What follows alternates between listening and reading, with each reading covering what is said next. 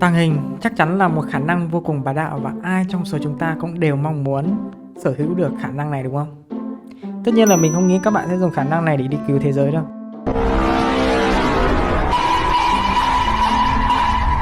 Cho dù là trong những bộ phim khoa học viễn tưởng hay ngoài đời thật, ở trong những thiết bị quân sự thì khả năng này vẫn vô cùng là bá đạo. Thế còn trong game thì sao? Ở những tựa game khác, điển hình ở đây thì mình muốn nói đến game quốc dân, đó chính là Tinh Quân Mobile. thì khả năng tàng hình cũng rất là nguy hiểm cho những cái vị tướng nào mà sở hữu kỹ năng này. Our middle lane tower is under attack. You have defeated an enemy. Bloodbath. Double kill. Tàng hình đơn giản là ẩn thân khỏi tầm nhìn của đối thủ, khiến đối thủ không thể phát hiện ra các bạn trong quá trình chiến đấu. Vậy các bạn có tự hỏi là thế trong Mech Arena cũng có khả năng tàng hình đó, thì khả năng này có thực sự bá đạo và giúp các bạn có những trận đấu dễ dàng hơn hay không? Hãy cùng mình đi vào tìm hiểu cũng như nhận xét, đánh giá về khả năng này trong Mech Arena nhé.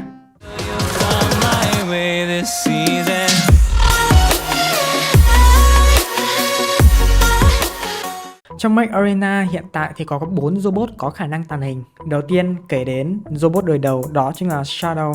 Khả năng cốt lõi của Shadow chính là tàng hình. Tiếp theo chúng ta có một mech, đó chính là Tengu. Nhắc đến Tengu chúng ta sẽ nghĩ đến khả năng nhảy, dậm và gây sát thương. Tuy nhiên sau khi đáp đất thì Tengu cũng được tàng hình trong một vài giây. Tiếp theo là một mech huyền thoại, đó chính là Shirt. Khả năng lao đến tấn công khống chế. Sau khi thực hiện đòn tấn công của mình, Shirt cũng có một thời lượng tàng hình nhất định. Và cuối cùng, mech có thời lượng tàng hình lâu nhất của chúng ta, đó chính là Eclipse. Với khả năng tàng hình lâu nhất game ở thời điểm hiện tại, Eclipse thực sự chưa hề có đối thủ nào cả. Được rồi, câu hỏi đặt ra cho chúng ta là những khả năng tàng hình của những mech này có giúp ích được gì nhiều cho chúng trong trận đấu hay không? Câu trả lời của mình là có, nhưng mà thực sự là nó giúp ích không hề nhiều. Tại sao lại như vậy nhỉ? Là một người chơi đã sử dụng cũng như là trải nghiệm cả 4 robot này, mình sau đây sẽ đưa ra những cái lý do mà mình cho rằng là khả năng tàng hình vô cùng là phế trong con game này nhé. Đầu tiên, thứ mà khiến cho khả năng tàng hình trong game Mech Arena gần như là không hề mạnh mẽ cũng như có quá nhiều tác dụng, đó chính là cái cơ chế ngắm bắn vô cùng là tự do. Trong game ở bản điện thoại thì các bạn có 2 chế độ ngắm bắn, trong bản PC các bạn có 3 chế độ ngắm bắn. Và hơn hết khi mà gặp những cái đối thủ tàng hình ấy thì cái chế độ ngắm bắn lại còn được di chuyển tự do hơn rất là nhiều. Bởi vậy cho dù là trên hệ thống thực tế rằng là tầm nhìn của robot không thể gọi là phát hiện thấy đối phương khi mà đối phương bật khả năng tàng hình, tuy nhiên mắt thường của chúng ta hoàn toàn có thể nhìn thấy và di chuyển theo những con mồi như vậy, và các bạn đơn giản vẫn có thể tấn công một cách vô cùng bình thường và không gặp bất kỳ khó khăn nào hết. Cơ chế ngắm tự do là như vậy, chúng ta lại phải nói đến hệ thống tự động tấn công của những con bot. Đúng vậy, những con bot đã được lập trình với cái hệ thống bắn tự động. Khi mà thấy các bạn cho dù là đang trong trạng thái tàng hình đi chăng nữa thì hệ thống của chúng nó vẫn báo hiệu là phát hiện mục tiêu và nó bắn. Tuy rằng là không phải là 100% những viên đạn đều bắn vào chính xác vào bạn, nhưng mà vẫn có 1% nào đó chúng có thể. Bởi vậy với những cái loại vũ khí sát thương lớn như kiểu khẩu bắn tỉa em chẳng hạn, đôi khi vô tình dính một phát thôi là cũng đủ khiến các bạn bay màu rồi. Hoặc một lần nữa là những con bot sử dụng phóng đĩa chẳng hạn, thì vô tình một vài viên thôi nó bay tuy không trúng như đập dính địa hình gần bạn ấy thì các bạn vẫn bị nhận sát thương và bay màu. Hoặc phải kể đến những bot có khả năng khống chế lao đến như kiểu Shirt hoặc là Nomad hoặc là Killshot. Những con này khả năng của nó đã phát hiện các bạn trong vùng mục tiêu và cho dù là nhìn thấy hay không ấy, thì hệ thống của chúng vẫn tấn công. Và những lúc này thì các bạn chỉ có thể gọi là cầu may, mong rằng nó tung trượt, lao trượt đi đâu đó thôi. Chứ nó mà lao chúng ấy thì sẽ như thế này này. Còn đồ này nó hỗn loạn quá, nó không cái tôn ti trật tự gì hết á. Ui. Cay cú thực sự. Đến giờ xem lại đoạn này mình vẫn cay. Rõ ràng là mình đang tàng hình rồi, cái quái nào mà nó vẫn lao tông mình tấn công như đúng rồi. Tiếp theo đó chính là về vũ khí. Về vũ khí thì trong game Mech Arena có khá nhiều loại vũ khí có thể gây sát thương theo vùng. Đúng vậy, những robot có khả năng tàng hình thì thực sự là cực kỳ sợ những cái loại vũ khí gây sát thương theo vùng. Ở đây kể đến đầu tiên cái vị trí số 1 đó chính là bệ pháo, hay chúng ta thường gọi là phóng đĩa. Còn những loại khác cũng có vùng nổ nhưng mà không quá nổi bật. Bệ pháo thì đã bán từ rất lâu và một cái loại vũ khí quốc dân, và mình tin tưởng rằng là ai cũng có và cũng có thể sở hữu cho mình một cái đôi, ít nhất là bệ pháo 8. Bởi vậy với cái khả năng bắn nổ theo vùng mà khi gặp đối tượng tàng hình ấy thì những người cầm bệ pháo vô cùng là thích thú. Họ có thể di tâm thoải mái bắn vào những cái bức tường, bức vách và gây cái lượng sát thương còn lớn hơn cả bình thường. Bởi vậy những mech mà khi trong trạng thái tàng hình ấy, thoạt hình chung sẽ gặp nguy hiểm vô cùng khi mà phải đối đầu với những người sử dụng vũ khí có sát thương nổ theo vùng. Thế vậy khả năng tàng hình thực sự là quá là vô dụng ư? Chúng không hề giúp ích được gì cho những con robot trong game này ư? Điều đó lại hoàn toàn là sai. Đúng vậy, khả năng tàng hình không phải là điều gì đó quá là ghê gớm. Tuy nhiên nó không hề gọi là hoàn toàn phế 100%, nó không hề vô dụng 100%. Chúng ta hãy kể đến một con mech tiêu biểu, đó chính là Surge. Ngày xưa thì con này không hề có khả năng tàng hình. Cái việc lao đến tấn công khống chế thì nó hoàn toàn có thể bị những con khác tấn công sau lưng. Tuy nhiên sau này khi mà đã có khả năng tàng hình ấy, thì những người chơi sử dụng Surge đã tự tin lao đến khống chế tấn công đối thủ, cho dù người ta vẫn bị bắn như bình thường nhé.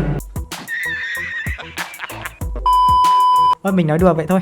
Thực sự phải nói là khả năng tàng hình đã giúp con Surge quay trở lại đấu trường rất là mạnh mẽ. Nhưng phải nhìn nhận vào một sự thật là nó không hề giúp con mech này an toàn 100%. Một lần nữa nhắc lại về cơ chế ngắm bắn tự do này, cơ chế vũ khí nổ khiến cho người chơi vẫn gọi là tấn công rất là dễ dàng, ổn áp khi mà gặp một con Surge đang tấn công một đối phương khác.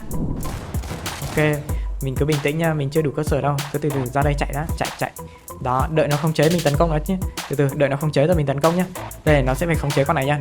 Đó, khống chế rồi. Cơ hội đây chứ còn đâu nữa. EZ đúng không? Đối phó một con Surge rất là EZ luôn. Khả năng tàng hình cũng giúp cho Tengu có thêm một chút cơ hội để rời khỏi giao tranh, cũng như là có thêm một chút cơ hội để lấy thêm một cái gì đó gọi là sự an toàn cho bản thân. So với một con Tengu nhảy lên nhảy xuống không hề có tàng hình thì chắc chắn rồi, cái việc mà sở hữu kỹ năng tàng hình sẽ giúp nó có thêm 1% nào đó cơ hội an toàn. Và đối với những loại vũ khí khóa mục tiêu như phóng lao, pháo xoáy, cối tên lửa thì khả năng tàng hình lại vô cùng là có ích.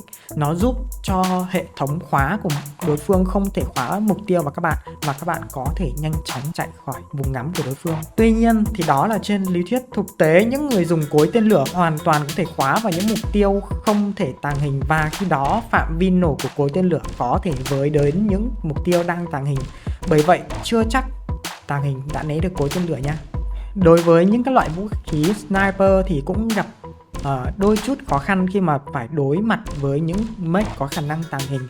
Tuy nhiên đây cũng chỉ là một chút khó khăn thôi. Nếu như mà các bạn vững tay, di chuyển tâm tốt đấy, thì các bạn vẫn có thể gọi là hạ gục những mech đang trong trạng thái tàng hình một cách vô cùng là dễ dàng nhé.